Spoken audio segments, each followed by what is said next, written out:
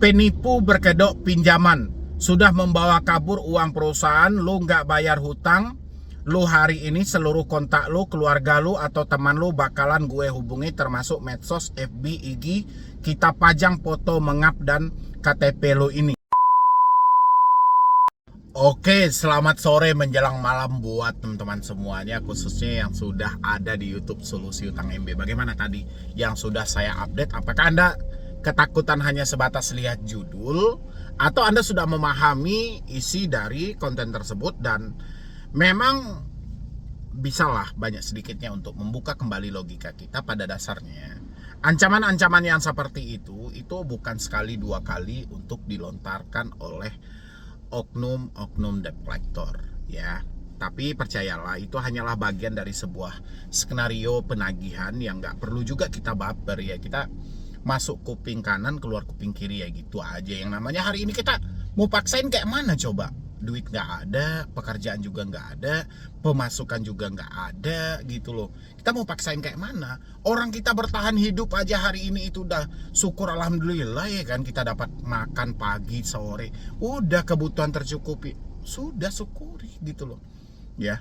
Oh, kalau dibilang kita ingkar janji, tidak ada itikat baik, ya itu kan asumsi mereka. Kan mereka tidak tahu pada dasarnya kita itu seperti apa, ya. Dan lagian sebelum kita menyatakan tidak mampu, itu kan sudah berapa banyak juga sebagian orang yang menghabiskan uangnya untuk memperpanjang, mencicil, gali lubang tutup lubang. Kan udah nggak terhitung juga nilainya. Apakah pihak pinjol mengkaji hal itu? Kan enggak. Mereka hanya membaca kesalahan yang terjadi dari diri kita tanpa mereka mencarikan solusi yang terbaik bagaimana seharusnya kita bisa menyelesaikan semua ini. Benar atau tidak? Ya. Kali ini yang mau saya jelaskan buat teman-teman semuanya, apakah Anda masih mau membayar pinjol dengan konsep yang seperti ini? Ya, kalau saya pribadi sih lebih menyarankan, lebih baik berhenti aja bayar gitu loh. Yang seperti apa sih Bang? Ini yang mau saya tunjukkan buat teman-teman semuanya. Tapi nggak ada cerita baper-baperan, ya, nggak ada cerita takut-takutan, nggak ada cerita nanti setelah ini malah, wih Bang, kontennya nakutin, gini. Jangan, tonton dulu sampai habis. Sudah paham, lari ke kolom komentar. Belum paham, ulangi lagi sampai benar-benar paham poinnya ada di mana, ya. Tapi seperti biasa, sebelum saya lanjutkan untuk bahas video ini, yang belum mensupport silahkan disupport dulu, yang belum mendukung silahkan didukung dulu. Yang mau bergabung di grup WhatsApp silahkan tinggal klik tombol gabung yang ada di bawah nama channel, silahkan. Ini ada ancaman-ancaman buta yang dilontarkan oleh pinjol-pinjol legal. Saya yakin banget ini pinjol legal, ya. Tapi pinjolnya kita juga nggak bisa meraba. Kenapa abang yakin Bang? Kalau pinjol ilegal, dia tuh gentleman. Karena dia tahu statusnya ilegal. Kalau dia tidak menyebutkan nama aplikasi, orang mau bayar kemana? Ya, misal dia ngancam nakut-nakuti dengan segala macam. Habis itu nama aplikasi nggak ada. Dan teman-teman semuanya yang mendapatkan ancaman itu ketakutan, terus teman-teman mau bayar kemana coba? Iya, kalau Anda hanya pinjam di satu pinjol saja. Kalau lebih dari itu, mau meraba kemana?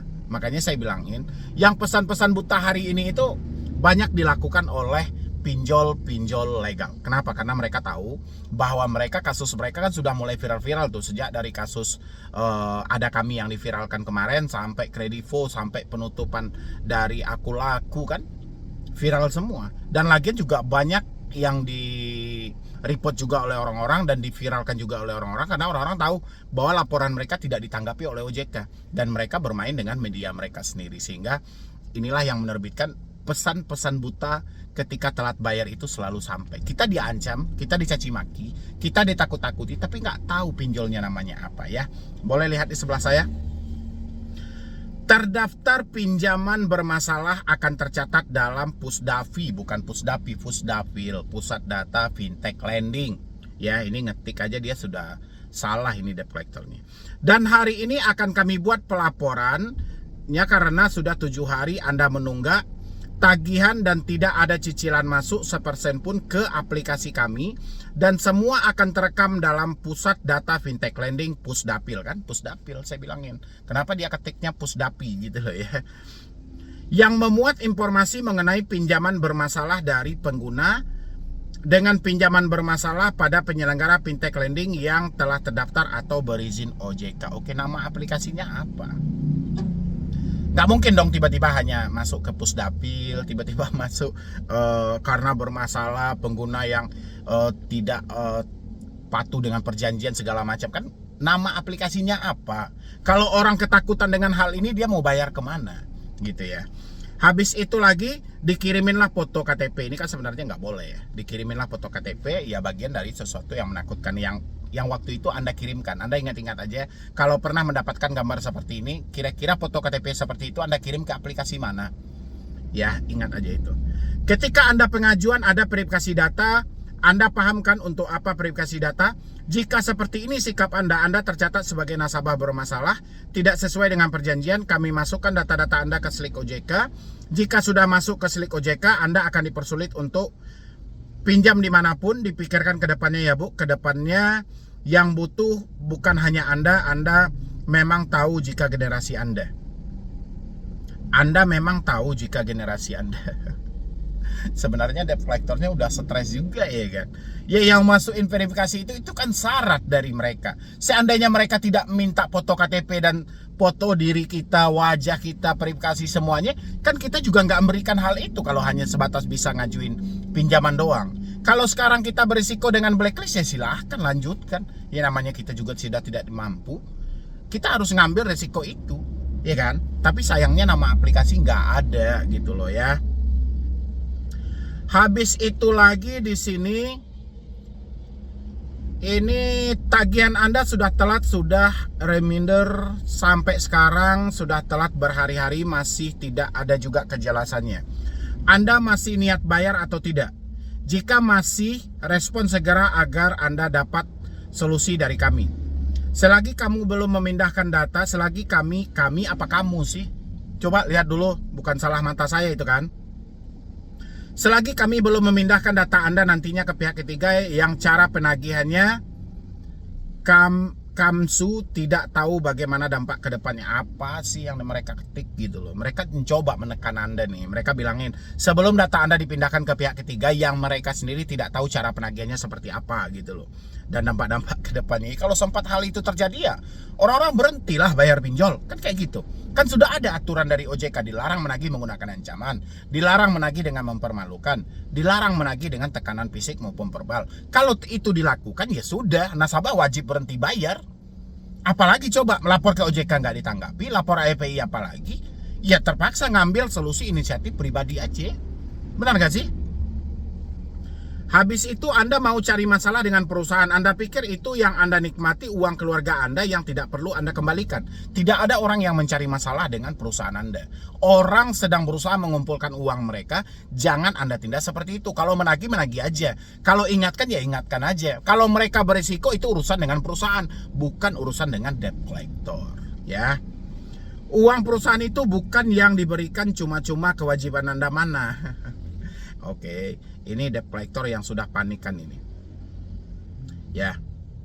Habis itu di sini lagi ini beda nomor lagi nih. Saya sensor nama orangnya ya.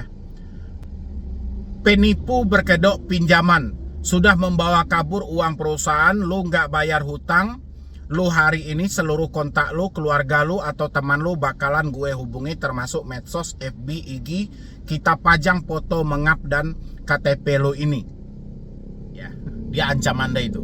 Mulai dia dibilangnya Anda penipu yang berkedok pinjaman, sudah membawa kabur uang perusahaan, nggak bayar hutang, seluruh kontak akan dihubungi sama dengan keluarga. Tapi yang jadi pertanyaan, ini pinjol mana?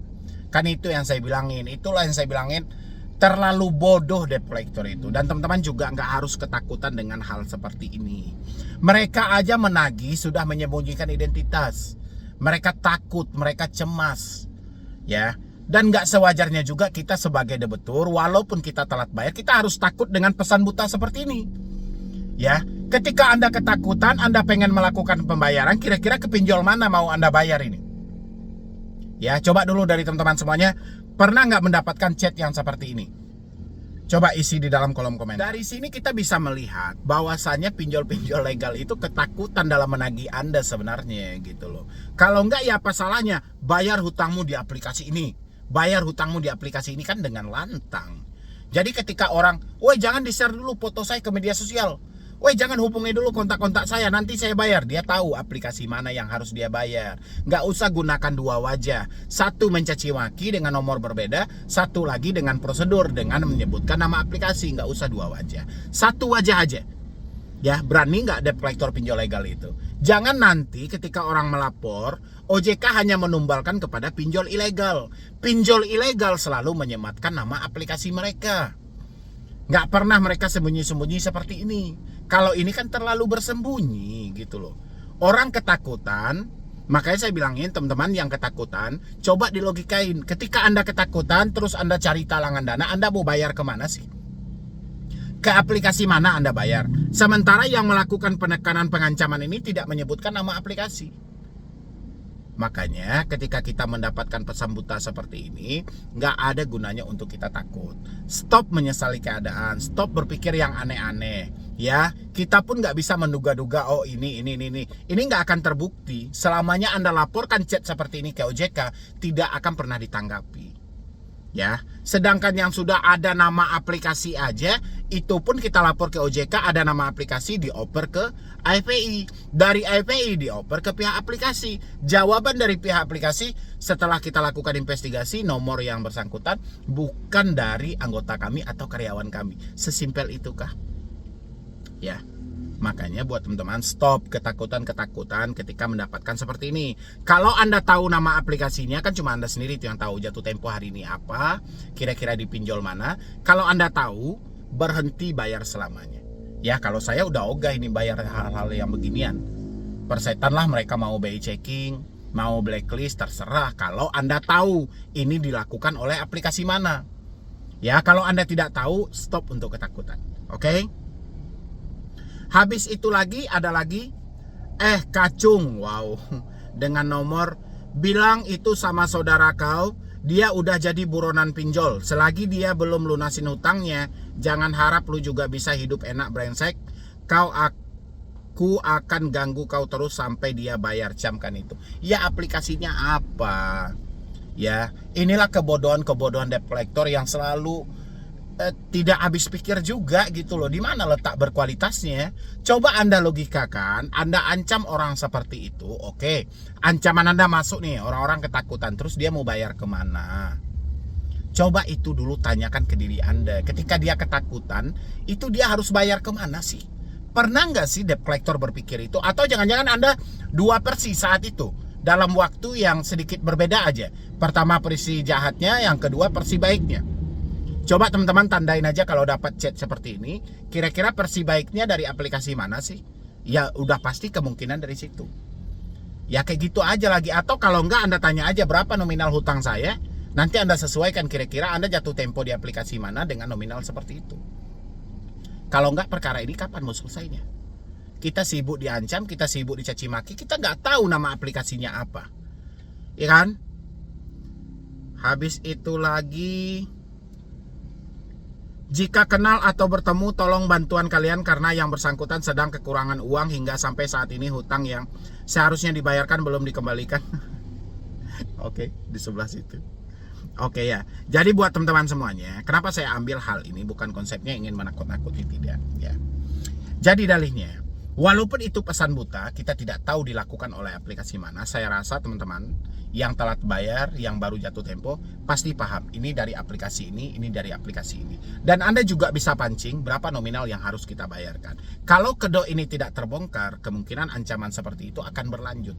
Dan lagian walaupun itu tidak berpengaruh, bagi orang yang telat bayar dan baru jatuh tempo di pinjol akan baper juga, akan ketakutan juga. Walaupun saya menyampaikan di sini, Anda ketakutan itu buat apa sih? Mereka melakukan penagihan, pengancaman, tapi tidak menyebutkan nama aplikasi. Anda mau takutnya di posisi mana? Di aplikasi mana gitu loh. Makanya penting untuk kita membongkar kedok-kedok mereka. Dan saya yakin itu akan sulit dan mereka tidak akan berani menyebutkan nama aplikasi ketika melakukan penagihan-penagihan seperti contoh-contoh yang telah saya sampaikan tadi. Yang jelas buat teman-teman semuanya, Anda pasti tahu itu dilakukan oleh aplikasi mana. Ketika Anda sudah tahu, berhenti bayar pinjol tersebut. Jangan gali lubang tutup lubang. dan persetan soal BI checking. Sampaikan kepada DC-nya itu, silahkan Anda datang ke alamat saya sesuai yang tertera di aplikasi Anda. Mulai hari ini saya berhenti bayar di aplikasi Anda. Lantangkan seperti itu, biar dia panik. Ya, jangan tunjukkan ketakutan Anda. Kalau Anda tunjukkan ketakutan Anda, ancaman seperti itu akan dipakai terus kepada orang berikutnya. Ya, itu buat teman-teman semuanya. Jadi kalau sudah dapat yang seperti tadi, catat nama aplikasinya, berhenti bayar. Walaupun mereka tidak menyebutkan, pasti Anda paham jatuh tempo di mana, nominalnya berapa. Udah jelas itu dari aplikasi yang sesuai dengan nominal dan jatuh tempo itu. Anda berhenti aja bayar, coret selamanya, stop ketakutannya. Kalau masih di chat-chat seperti itu, kan saya sampaikan, putus komunikasi Anda dengan debt collector, udah fokus menjalani hidup. Kalau nggak Anda yang melakukan itu, siapa lagi? Ya, lain hal kalau Anda pengen menikmati teroran pinjol, ya saya juga nggak bisa paksa Anda lebih jauh gitu loh. Ya, mungkin dari saya cuma itu aja buat teman-teman semuanya. Mudah-mudahan ini dapat membantu Anda semuanya, dapat meringankan pemikiran Anda bahwasannya tidak ada yang perlu kita takutkan dengan chat-chat yang seperti tadi. Jadi sekian dulu dari saya, Medi Broni. Wassalam.